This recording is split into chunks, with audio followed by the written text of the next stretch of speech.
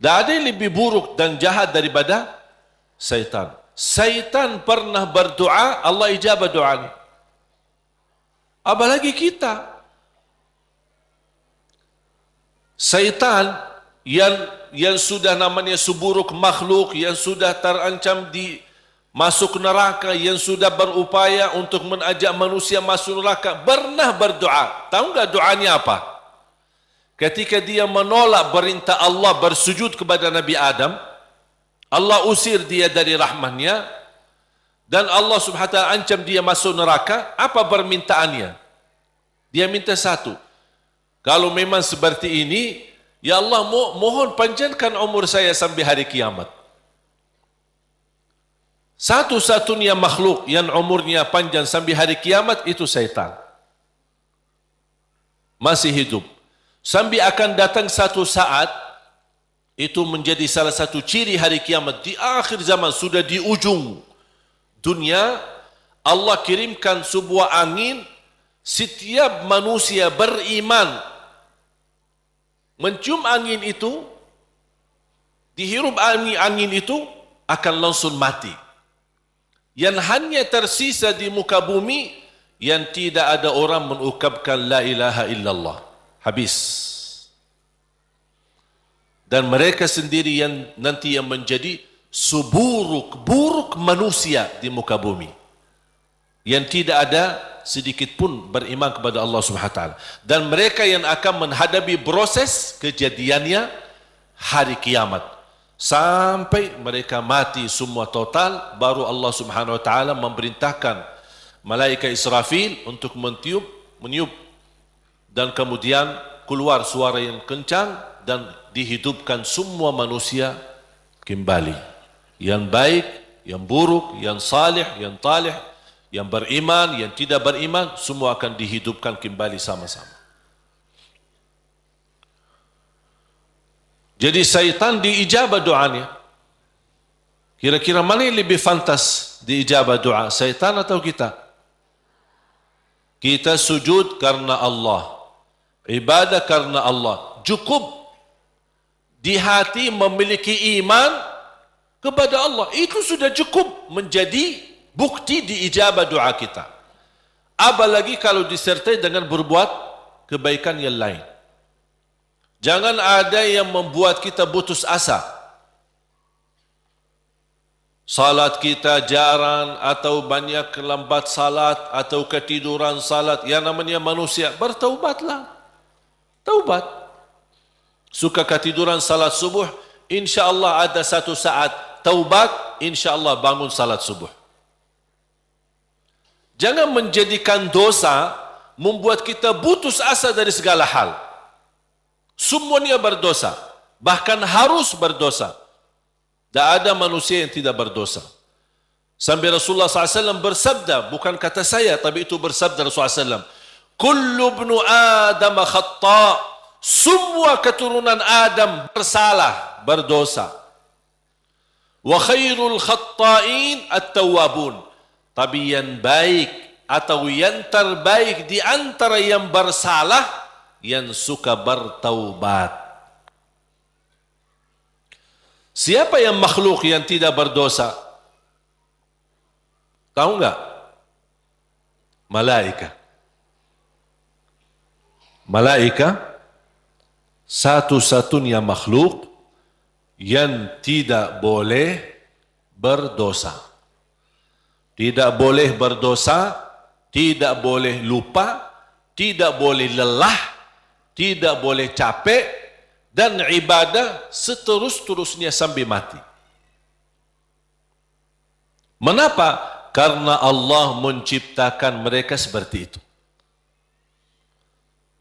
Allah menciptakan malaikat dari cahaya, tugasnya la ya'suna Allah ma amarahum wa yaf'aluna ma yu'marun.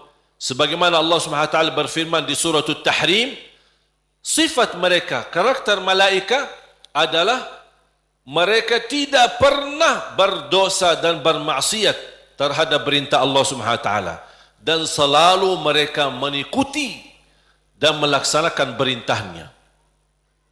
Itu malaikat. Makanya tidak ada malaikat yang diajak bertaubat. Tapi kita manusia harus berdosa. Sebagaimana bersabda Rasulullah SAW, semua keturunan Adam bersalah, berdosa. Yang terbaik di antara mereka adalah yang suka bertaubat. Dosa sengaja, dosa tidak sengaja, dosa kecil, dosa tidak kecil, dosa tulisan. Sekarang karena kita bergaul dengan sosial media, pasti ada kata-kata. Ada dosa yang membawa perasaan, mengikuti perasaan, cinta, ucapkan kata-kata melalui WhatsApp atau bersama teman, melembar kata barangkali awalnya tidak sengaja, membuat dia jatuh cinta, besok lama-kelamaan menjadi pacaran. Ini kan awalnya dari dosa ucapan. Ketik namanya, ketik dosa. Diketik dosa itu, ketik, tik, tik, tik, tik. Awalnya enak kan? Awalnya hanya ngobrol kan? Ngobrol biasa. Lama-kelamaan ada ucapan. Berapa ketikan kita yang bertahun-tahun atau berbulan-bulan, berapa banyak yang kita ketik? Berapa kata? Coba. Makanya bayangkan jamaah sekalian, karunia dari Allah, kalau setiap kata yang kita tuliskan ini, dosa dan maksiat, Allah hukum kita, habis. Sudah habis kita. Berapa ucapan yang kita ucapkan? Apakah anda bisa jamin segala ucapanmu 100% bersih? Tidak bisa. Ada yang anda ucapkan tanpa sengaja membuat orang lain tersinggung, itu dosa. Membuat orang lain sakit hati, apalagi kalau sengaja. Makanya kenapa kita disuruh banyak istighfar? Karena dosa-dosa yang kita lakukan, tanpa kita sadari, mudah-mudahan diampuni Allah Subhanahu wa Ta'ala. Makanya salah satu karunia, kata Rasulullah SAW, wassalatu ila salam mukaffirat. Salat dengan salat selanjutnya di antaranya adalah terhapus dosa-dosanya. Dari hari Jumat ke Jumat berikutnya terhapus di antaranya dosa-dosa kita. Dari Ramadan sampai Ramadan yang akan datang terhapus dosa-dosanya di antaranya. Dan ini kan karunia dari Allah. Kalau bukan karunia ampunan dosa-dosa itu, antara salat, antara azan dan iqamah, antara Ramadan sama Ramadan, antara Jumat sama Jumat, aduh, dosa kita bakal banyak sekali. Makanya ada seorang curhat kepada Imam Al-Hasan Al-Basri rahimahullah, aku dulu suka tahajud, tiba-tiba malas tahajud. Apa jawab beliau? Terikat dirimu dengan dosa. Yang membuat kamu berat bangun tahajud dosamu, bukan malas. Ada orang, kok kenapa malas? Bukan malas. Tapi ada dosa yang kita lakukan, barangkali belakangan kita sering membuat hati ibu kita sakit. Ibu mengharapkan sesuatu, tapi kita malah menolak, membuat dia tersinggung. Di saat kita duduk bersama ibu, kita tidak merasa hatinya tersinggung. Kita pergi, tidur malam hari, kok dah bangun tahajud. Oh, ternyata dosa kesinggungan hati ibu membuat kita terikat, tidak bisa bangun tahajud. Apalagi dosa yang sengaja kita lakukan. Jadi ketika kita merasa kekurangan ibadah, segera bertaubat dan istighfar, karena kekurangan ibadah bukan karena malasmu, bukan karena merasa diri sudah bosan beribadah, tidak. Pasti ada dosa. Harus bertanya diri, dosa apa yang saya lakukan sampai saya begitu malas ibadah? Dosa apa yang saya lakukan sampai sudah berubah sifat saya? Dulu saya suka salat di masjid, kok kenapa sekarang tidak suka ke masjid? Ada apa? Itu saking bahayanya dosa. Sangat pengaruh dalam kehidupan kita. Makanya kalau kita terus beristighfar, selalu beristighfar, jangankan kita beristighfar karena dosa maksiat, beribadah saja kita butuh istighfar. Contoh, habis salat, Assalamualaikum warahmatullahi, Assalamualaikum warahmatullahi, terus Astaghfirullah. Kenapa? Apakah kita berbuat dosa? Apa itu salat dosa? Tidak, salat itu kebaikan. Tapi kenapa kita diminta habis selesai salat beristighfar? Seandainya ada kekurangan dalam salat kita, pasti kurang khusyuk, kurang ikhlas, banyak kekurangan dalam salat kita, ya Allah mohon diampuni dengan istighfar. Maka Rasulullah SAW sebagaimana diceritakan suka beristighfar dalam sehari lebih dari 70 kali.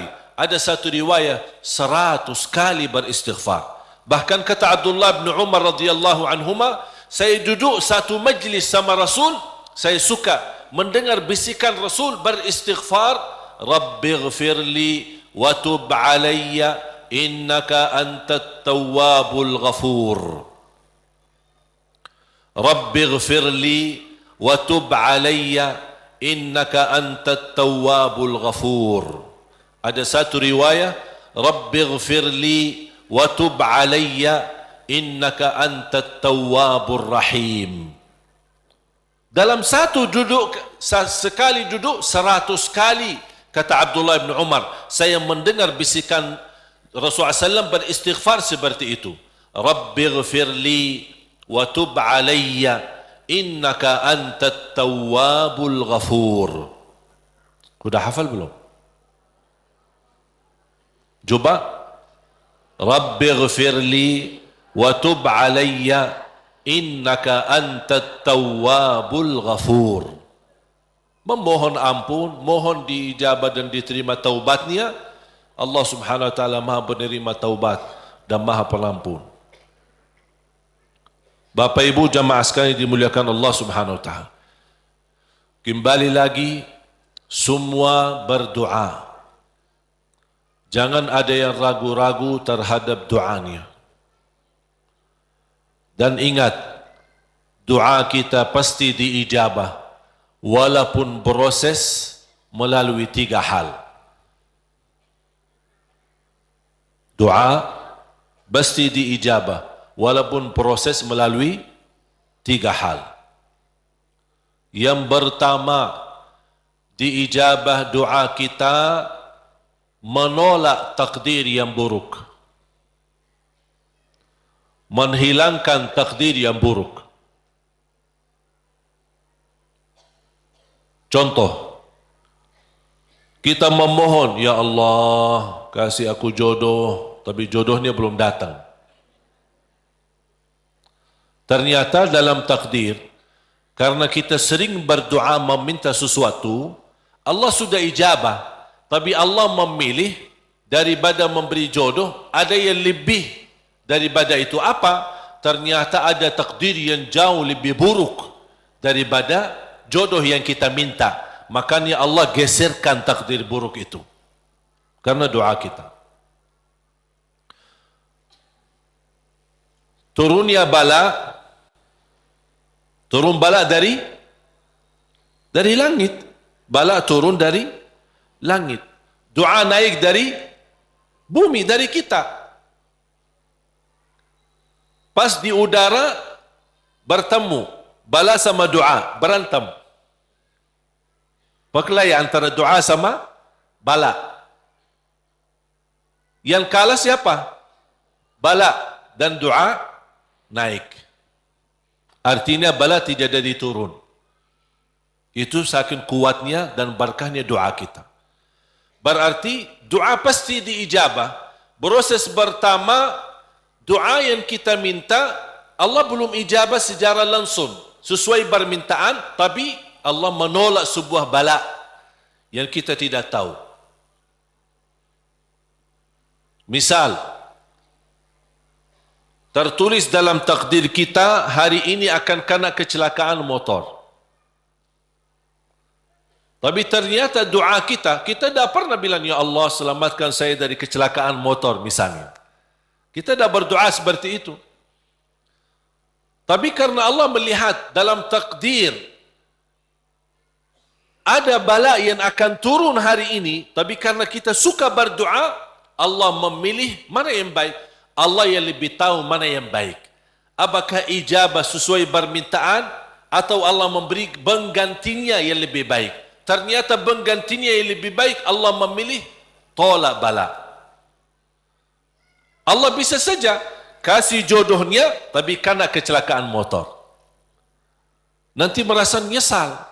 Aduh, baru sudah nikah atau ketemu jodohnya malah dirawat di rumah sakit. Kesal enggak? Merasa aduh gimana gitu. Makanya percaya jamaah sekalian, pilihan Allah itulah yang terbaik. Ada orang minta sama saya, boleh enggak saya berdoa? Saya suka sama seorang misal. Saya jatuh cinta sama dia. Boleh enggak saya berdoa, ya Allah aku minta dia, si fulanah itu, si ini. Boleh enggak saya berdoa seperti itu? Saya jawab apa? Kira-kira jawab apa? Boleh saja. Tapi saya usulkan, sarahkan aja kepada Allah. Dan apa? Ya Allah, kalau memang dia baik bagi saya, mudahkan. Kalau tidak baik, ganti yang lebih baik. Tapi gimana aku jatuh cinta sama dia? Nah, itu beda urusan.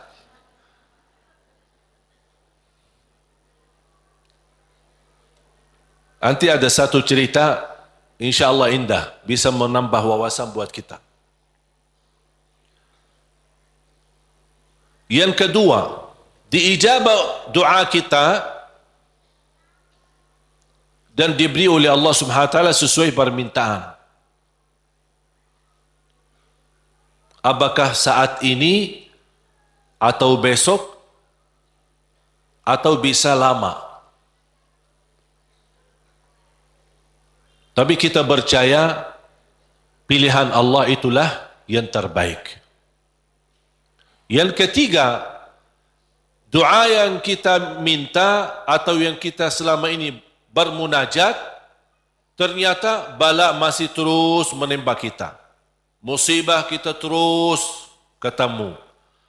Selesai satu masalah, tambah lagi masalah. Kemudian permintaan yang kita minta juga belum ketemu. Saya minta kerjaan yang bagus, belum ketemu. Saya sudah berusaha melamar kerja sana sini, belum ada. Terus mana doa aku selama ini mana? Ternyata yang ketiga, jatuhnya yang di ketiga. Yang ketiga apa? Allah simpan doa kita buat di akhirat. Berarti tidak ada yang hilang di sisi Allah. Kalau tidak tertolak bala, tidak diijabah sesuai permintaan, berarti yakini, oh disimpan di akhirat. Sahabat dan orang salih lebih suka doanya selama di dunia disimpan buat akhirat, karena di akhirat bakal lebih butuh bantuan dan pertolongan Allah dan berkat doa kita. Faham? Walaupun sifat manusia ingin melihat secara langsung. Minta, ya Allah minta rumah, ada rumah. Minta ini, ada ini. Mohon maaf Bapak Ibu, kalau Allah ijabah atau berikan sesuai permintaan kita, nanti kita berhenti berdoa. Apapun yang kita minta, ya Allah aku minta mobil, dapat mobil. Minta kerjaan, dapat kerjaan. Minta jodoh, dapat jodoh. Minta rumah, dapat rumah. Mau haji, dapat haji. Terus segala yang kita minta dapat. Habis, dah ada minta lagi. Terus berdoa enggak? Dah ada berdoa. Tapi kalau Allah belum kasih, kita doa lagi enggak? Doa, minta lagi. Coba kata Umar bin Khattab, ketika anda berdoa, jadi seperti anak kecil. Anak kecil kalau dia minta sama ibunya gimana? Nangis enggak? Berhenti nangis sebelum dikasih? Belum kan? Dia nangis sampai Begitu dikasih gimana? Berhenti nggak nangisnya? Anda harus seperti itu. Doa, nangis. Ya Allah belum kasih, aku nangis lagi dong. Belum dikasih, nangis lagi. Sampai Allah berkenan kasih. Dan ini sebenarnya bukan tujuannya Allah kasih atau tidak. Tapi ingat, titisan air mata ini yang menangis karena Allah akan selamatkanmu dari siksa neraka Jahannam. Rasulullah SAW bersabda, وَعَيْنٌ بَكَتْ مِنْ خَشْيَةِ اللَّهِ حَرَّمَهَا اللَّهُ عَلَى النَّارِ لَا تَمَسَّهَا النَّارِ. Barang siapa yang menangis karena Allah, akan Allah haramkan jasadnya disuntuh oleh neraka Jahannam. Berarti kita tidak rugi. Tidak ada rugi. Biarpun tidak diijabah, ternyata titisan air mata berharga. Bisa menjaminkan kita selamat dari siksa neraka Jahannam. Mau apa lagi? Nangisnya berharga. Doanya pasti diijabah. Dan cukup dari doa, kita sudah membuat ibadah atau membawa sebuah ibadah yang dicintai Allah. Karena Allah suka bisikan hamba. Apalagi kalau lama tidak berdoa. Allah merindukan suara doanya kita. Apalagi doa yang tulus dan ikhlas. Makanya kadang-kadang kalau kita tidak diberi doa atau tidak beri permintaan atau tidak beri permohonan kita, terus kita berdoa terus sampai diuji, sampai di macam-macam, sampai kita merasa sudah tertekan, tidak kuat. Kira-kira bisikan doa kita seperti apa nanti? Dalam keadaan doa, dalam keadaan susah atau senang. Menurut saya doa dalam keadaan susah jauh lebih murni daripada doa dalam keadaan senang. Kalau dalam keadaan senang artinya ya biasa-biasa aja, dapat atau tidak dapat. Tapi coba kalau lagi stres, lagi pusing, lagi galau, gimana bisikan doa? Ya Allah. Udah nangis duluan. Kata Allah, lama sekali. Makanya itu subhanallah, saya mengambil kesimpulan dari doa. Justru doa tanda Allah merindukan suara doa kita. Oleh karena itu jamaah sekalian, jangan berhenti berdoa. Terus berdoa.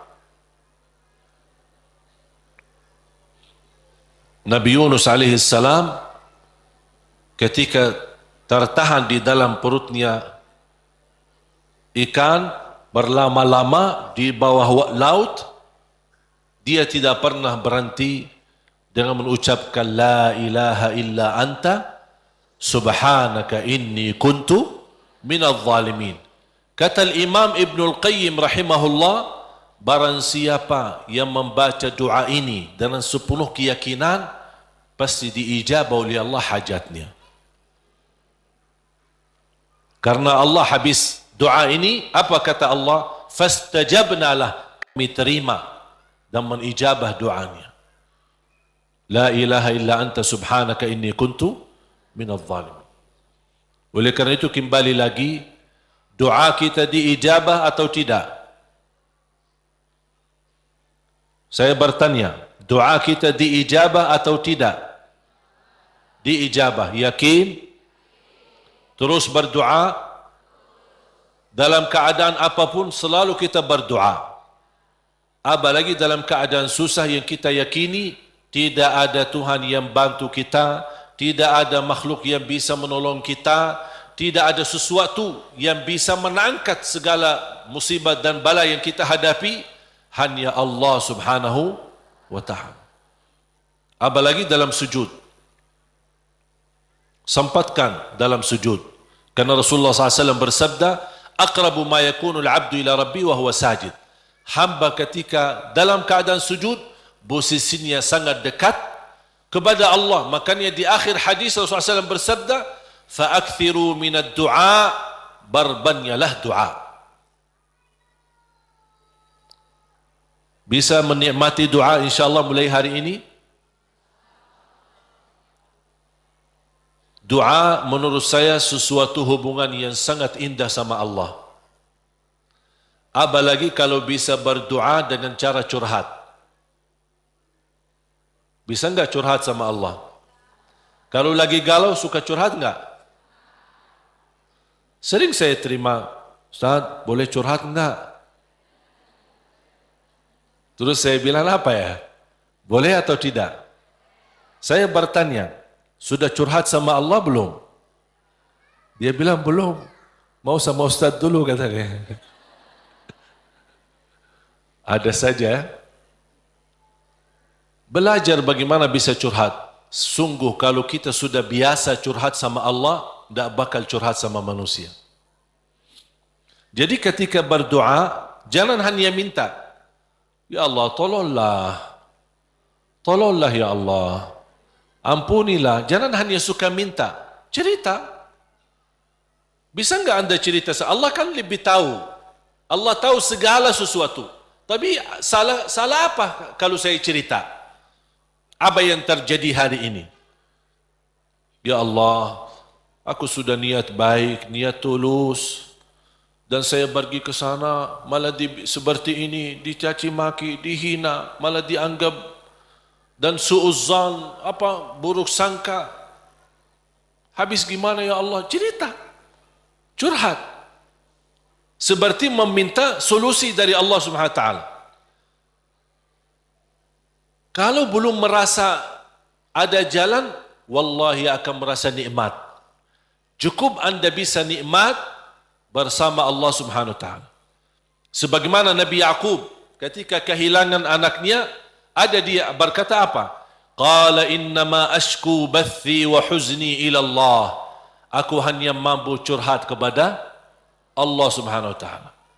Aku ingin cerita, padahal Allah tahu apa yang terjadi, tapi dia ingin cerita lagi sama Allah Subhanahu wa taala.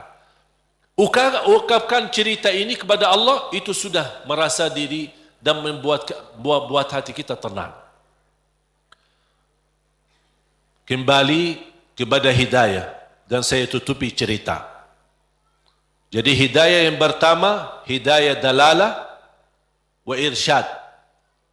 Seperti tugas para nabi dan rasul dan ulama berdakwah, dan anda semua bisa membagi hidayah irsyad, memberitahu ke orang lain lewat SMS, lewat WhatsApp, lewat apa saja yang kita mampu secara langsung. Yang kedua adalah hidayah taufiq.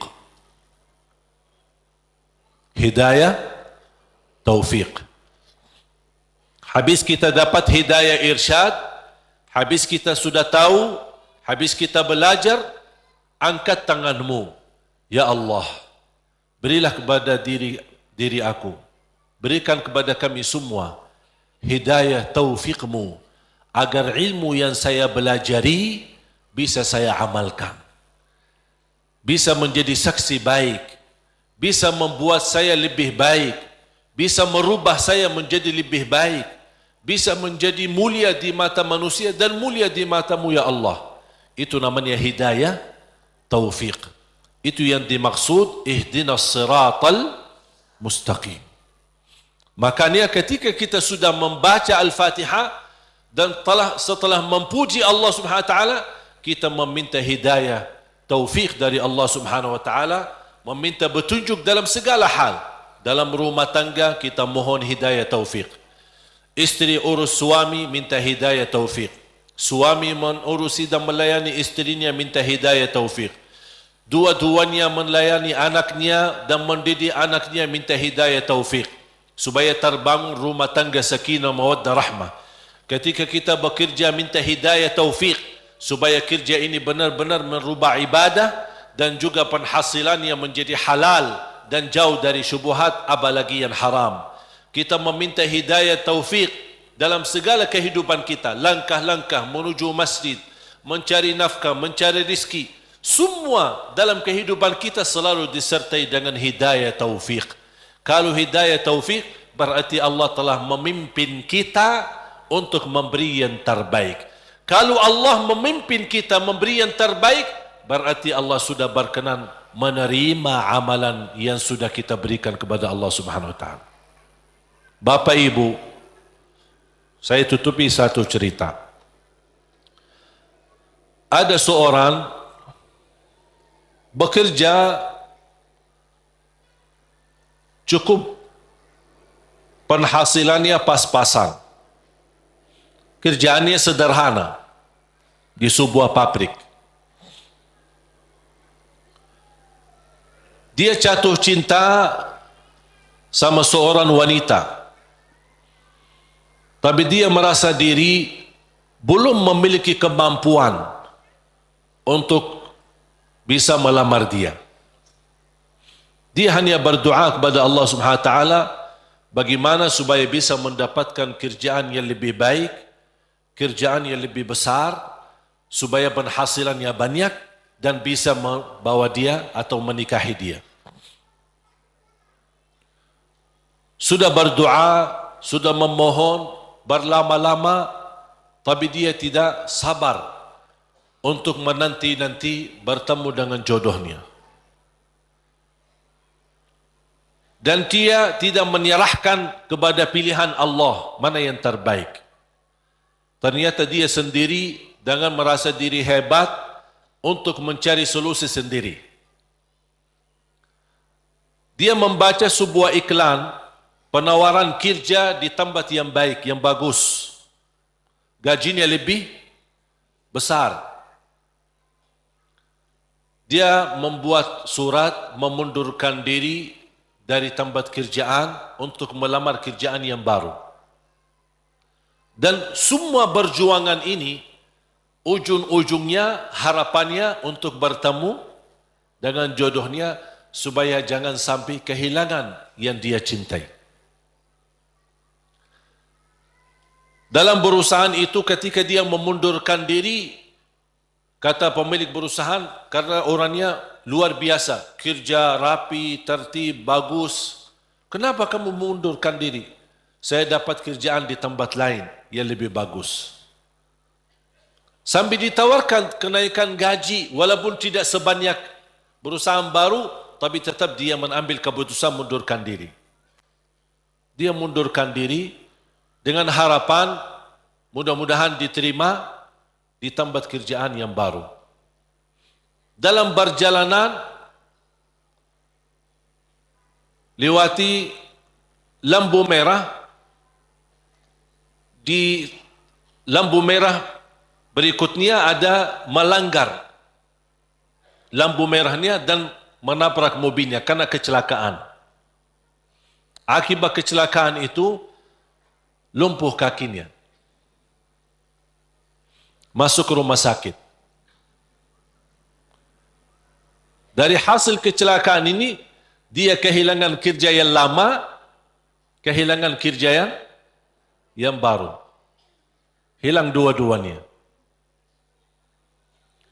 Berharap selama dia di rumah sakit, barangkali si perempuan yang selama ini dia cintai bisa datang. Ternyata berhari-hari tidak pernah datang. Di SMS tidak dibalas. Di telepon tidak diangkat. Tapi dia tidak pernah putus asa karena masih cinta sama dia. Habis dia berupaya dan bekerja keras dari rumah sakit, akhirnya datang yang menjadi harapan dia, calon istrinya. Melihat keadaannya sudah tidak ada kaki. Dalam keadaan tidak bisa bergerak, tidak bisa berbuat apa-apa. Datang melihat keadaannya, si calon istrinya ikut sedih. Tapi tidak berbanyak bicara, kemudian dia meninggalkan rumah sakitnya dan dia SMS kepada si laki. Mohon maaf, barangkali kita bukan jodoh. Soalnya ada seorang yang datang ke rumah bapa melamar saya. Bertambah sakit. Sakit kaki ditambah sakit hati. Yang menabrak dia ketika kecelakaan ternyata seorang perempuan cantik dan dari keluarga yang kaya.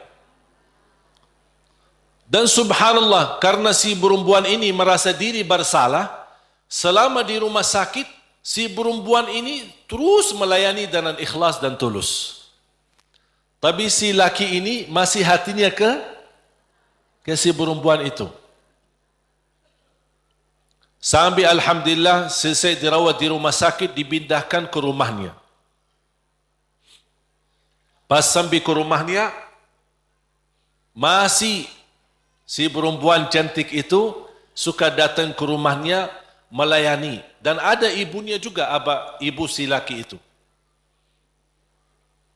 Lama kelamaan sudah mulai terbawa hati dan perasaan. Tapi dia merasa malu. Wanita ini cantik, dari keluarga yang kaya, aku orang susah, dulunya aku bekerja aja pas-pasan, apalagi sekarang tidak ada kerja. Dalam keadaan kalau saya bicara sama dia, kira-kira mau enggak sama aku? Dia masih belum meyakinkan. Dia hanya menyerahkan kepada Allah Subhanahu wa taala. Ketika satu saat pagi hari, dia sudah merasa setiap pagi menunggu si perempuan datang. Karena dia suka rutin, ikhlas, tulus untuk datang melayani. Di pagi hari menunggu datang si perempuan, seperti biasa bikinin teh, terus datang, siapin sarapan, walaupun ibunya ada. Tapi dia sudah merasa diri bersalah, ingin membalas, ingin berbuat sesuatu. Dan langsung perempuan berkata, aku ingin sampaikan sesuatu, boleh? Kata si laki, saya juga ingin menyampaikan sesuatu. Tapi tak apa-apa, kamu duluan. Langsung si perempuan dengan keberanian, dia berkata, mau enggak berkenan saya jadi istrimu? Sama dengan harapan dia. Dia langsung kaget. Seperti perasaan yang sama, keinginan yang sama, hati yang sama. Tapi langsung kata beliau, apa yang saya bisa berikan? Saya orang biasa, orang miskin, dalam keadaan begini, tidak bisa bekerja. Langsung perempuan ini, jangan fikirkan soal kerjaan. Ayah saya seorang pemilik perusahaan besar. Saya bisa mendapatkan kerjaan di tempat ayah saya. Langsung kata dia, bagaimana aku bisa bekerja dalam keadaan begini? Kerjaan kamu mudah di kantor, tidak perlu di lapangan. Jadi dapat kerjaan yang jauh lebih enak, gaji lebih besar, dengan istri yang lebih cantik. Gimana si wanita itu? Si perempuan itu yang melamar dia sudah nikah, ternyata hasil nikahnya tidak bertahan lama, cerai. Kenapa cerai? Karena tidak bisa punya keturunan. Sedangkan si laki yang kena kecelakaan, dia ingin nikahi perempuan itu karena ingin mendapatkan keturunan. Karena dia suka sama anak-anak. Allah tahu kesukaan dia tidak akan dapat dengan perempuan ini. Makanya Allah memilih dia dapat perempuan yang jauh lebih cantik, lebih kaya, bahkan terjamin mendapatkan keturunan. Walaupun kecelakaan. Walaupun kecelakaan. Bisa enggak faham dari cerita ini? Pilihan Allah itulah yang terbaik. Walaupun karena kecelakaan. Artinya apa? Orang kecelakaan atau tidak kecelakaan, yakini pilihan Allah itulah yang terbaik. Makanya saya usulkan, kalau anda berdoa, meminta sesuatu, disertai doamu dengan kata, ya Allah, kalau memang ini yang baik, mudahkan. Kalau ya Allah melihat ada yang lebih baik, berilah yang terbaik. Soal lamar kerja, soal jodoh,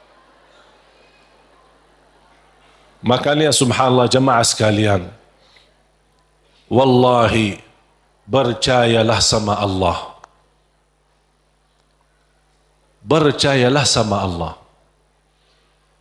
Termasuk apa yang terjadi di Palestina, percayalah sama Allah. Allah tidak suka umat Islam ditindas. Allah tidak suka umat Islam dalam keadaan dihina, diusir, dibunuh. Kezaliman yang terjadi di Rohingya, di Palestina dan di mana-mana terhadap umat Islam. Allah tidak suka itu. Cuman pasti ada sesuatu yang Allah ingin tunjukkan, yang menjadi pilihan. Barangkali melalui ujian ini Allah ingin mewujudkan manusia yang kuat menghadapi segala tantangan. Dan juga salah satu hikmah, Allah ingin menunjukkan kepada dunia bagaimana kekuatan kebersamaan umat Islam. Dan alhamdulillah, menurut saya apa yang terjadi dari hasil diumumkan Al-Quds menjadi ibu kota Israel justru memang nampaknya ujian, tapi bagi saya nikmat, karena dari situ umat Islam mulai bersatu. Tidak pernah tergerak semua dunia, jangankan yang muslim, non-muslim pun tergerak. Semuanya turun di lapangan untuk menunjukkan ke mata dunia, kami menolak proses ini. Dan inilah salah satu hikmah yang Allah ingin tunjukkan kepada manusia dan kepada musuh Islam, bagaimana kebersamaan kita, kepedulian kita. Walaupun kita memang tidak bisa membantu banyak untuk saudara kita Palestina, tapi upaya kita, sedekah kita, infak kita, doa kita dan rasa kepedulian kita mudah-mudahan menjadi tanda saksi baik. Ya Allah, itulah yang kami bisa berikan. Kami tidak bisa merubahkan keputusan, tapi kami bisa menunjukkan apa perasaan dan bisa menunjukkan yang baik dalam doa dan kekuatan kita, karena kekuatan kita adalah kebersamaan.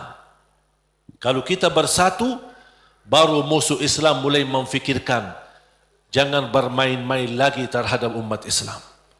Makanya mari kita sama-sama menjaga kebersamaan kita. Tinggalkan perbedaan. Jangan kita membuat perbedaan menjadi perpecahan. Jadi perbedaan di antara kita adalah kekayaan ilmu yang bisa kita sama-sama menghormati dan sama-sama menjaga. Bukan sama-sama menjatuhkan dan sama-sama menjelekkan.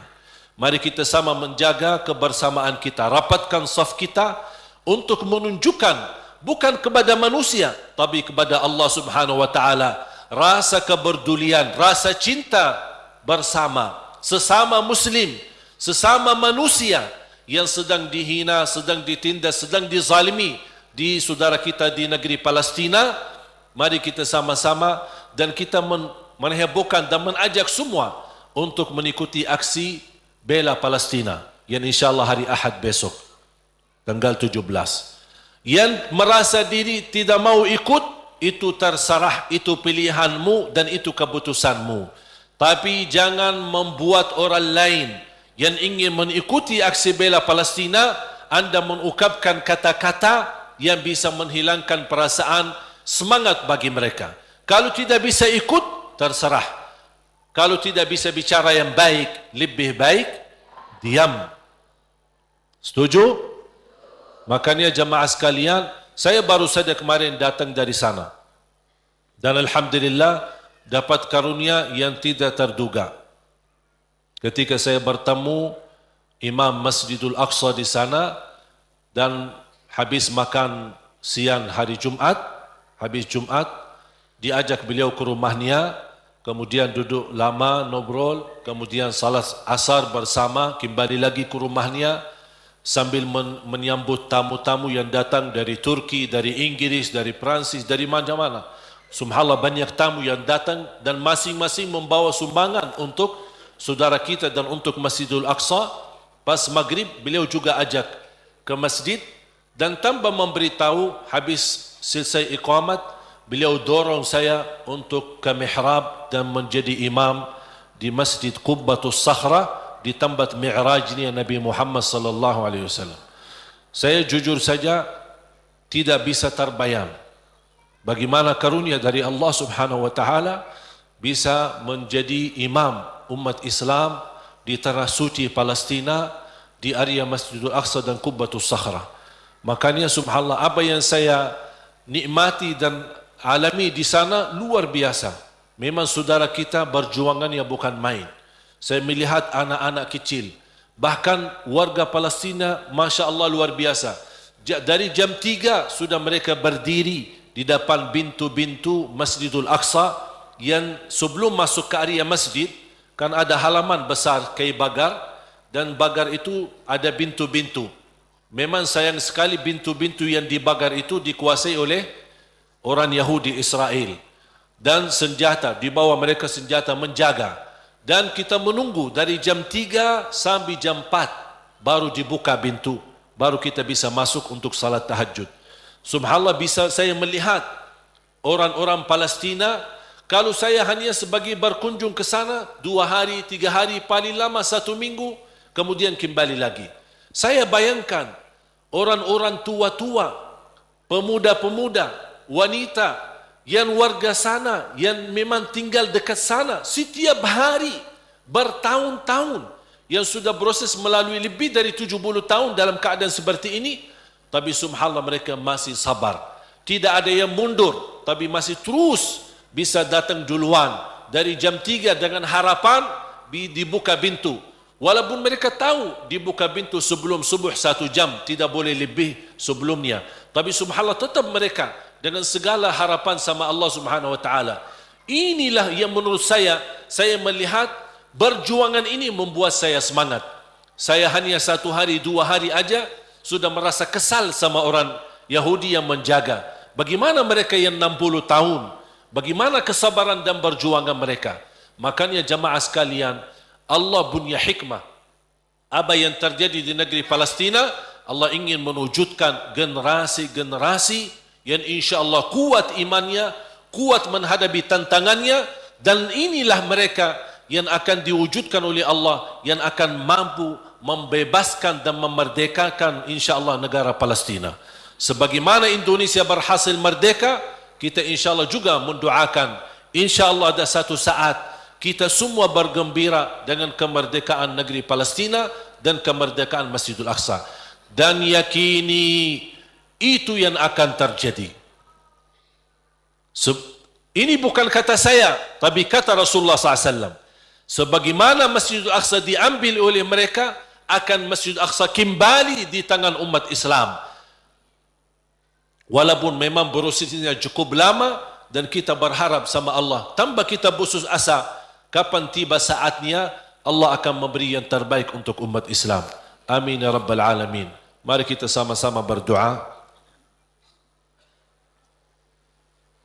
Dan jangan lupa ketika ada kesempatan untuk kita membantu saudara kita lewat aksi hari Minggu besok, aksi bela Palestina, lewat doa kita, lewat sedekah kita, dan insya-Allah mudah-mudahan di bulan Januari saya berusaha bisa kembali ke sana, mudah-mudahan bisa berjalan lancar.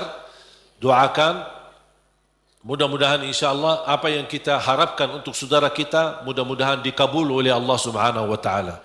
Bismillahirrahmanirrahim. Alhamdulillahirabbil alamin. Ya Rabbi lakal hamdu kama yanbaghi li jalali wajhikal karim wa li 'azimi sultanik. Allahumma salli ala Muhammad wa ala ali Muhammad. Ya Allah ya arhamar rahimin. Ya arhamar rahimin. Ya arhamar rahimin. Rahmatilah kami semua ya Rabbal Alamin. Kami hamba yang lemah, yang masih banyak dosa dan maksiat, banyak kesalahan terhadap diri kami, kesalahan terhadap orang tua kami, kesalahan terhadap saudara kami. Ya Allah, kami sangat membutuhkan rahmat-Mu, karena rahmat-Mu akan mampu memimpin kami dalam kehidupan kami sampai akhir hayat.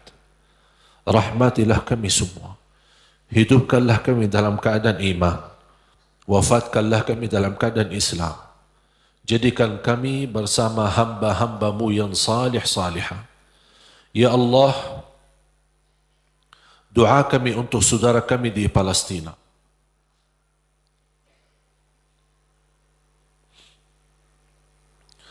betapa berat ujian yang dihadapi oleh mereka.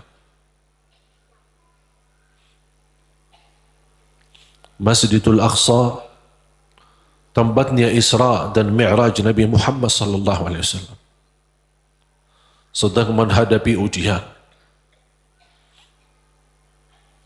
Ya Allah, dengan kepedulian kami terhadap saudara kami di Palestina, mudah-mudahan momen ini menjadi salah satu sebab menyatukan umat Islam, ya Rabbal Alamin. Bagaimana kami mampu merapatkan saf kami di dalam masjid, kuatkanlah kami ya Allah agar mampu merapatkan saf-saf kami di luar masjid. Birahmatika ya Arhamar Rahimin. Tolonglah saudara kami, lindunilah Masjidul Aqsa dan Qubbatus Sakhra. Lindunilah ya Allah tempat tanah suci ya Rabbal Alamin dari segala keburukan, dari segala bala. Ya Arhamar Rahimin. Ya Allah, ampunilah dosa kami, kesalahan kami, tutupi aib-aib kami, maafkan kekurangan kami. Aku mohon ya Allah untuk semua yang hadir, selepas majlis ini masing-masing pulang sudah diampuni segala dosanya.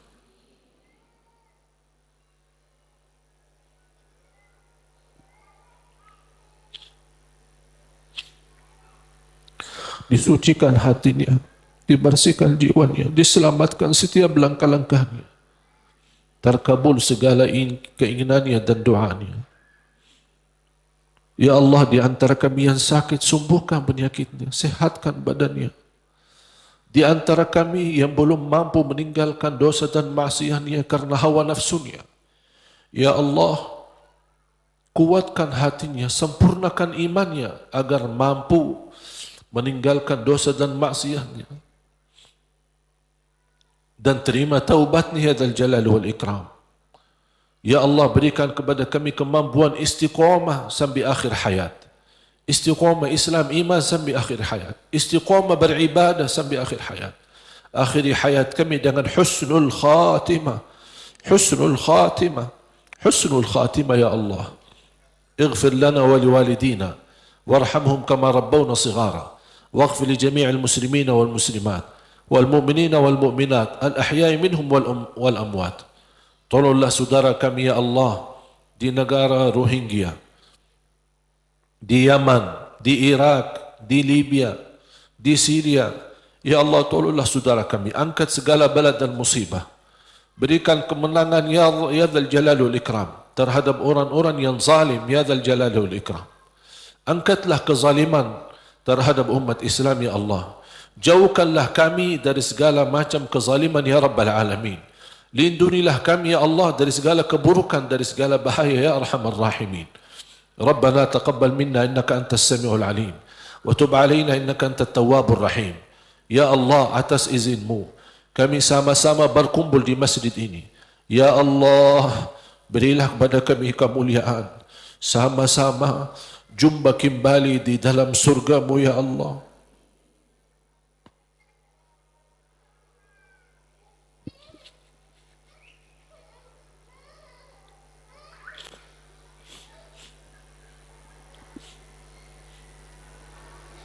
Berikan kepada kami kemuliaan, sama-sama bertemu kembali di dalam surgamu ya Allah bersama Nabi Muhammad sallallahu alaihi wasallam. Rabbana atina fid dunya hasanah wa fil akhirati hasanah wa qina adzaban nar. Wa sallallahu ala sayyidina nabiyina Muhammad wa ala alihi wa sahbihi wa baraka wa sallam. Subhana rabbika rabbil izzati amma yasifun wa salamun ala al mursalin. والحمد لله رب العالمين.